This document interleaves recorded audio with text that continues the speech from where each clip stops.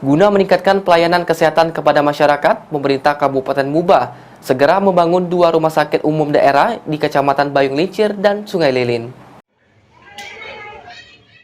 Setelah pembangunan rumah sakit umum daerah di Kota Sekayu benar-benar rampung, kini pemerintah Kabupaten Muba kembali akan membangun 2 rumah sakit daerah lainnya yang terletak di Kecamatan Bayung Lincir dan Sungai Lilin pada tahun 2023 ini.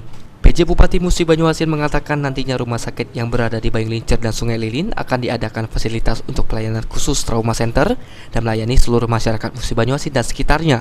Karena 2 rumah sakit tersebut sebagai rumah sakit penunjang dan rumah sakit umum daerah di Kota Sekayu. Yang harus kita push habis ke depan.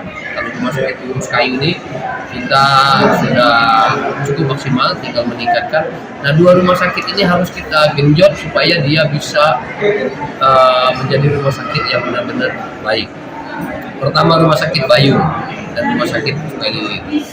Rumah sakit Bayung kita dorong untuk menjadi rumah sakit yang punya layanan khusus yaitu trauma center kan, dan gawat darurat pembinaan connect ada juga rumah sakit Sungai Lilin karena 2 rumah sakit ini akan bersinggungan dengan akses jalan tol.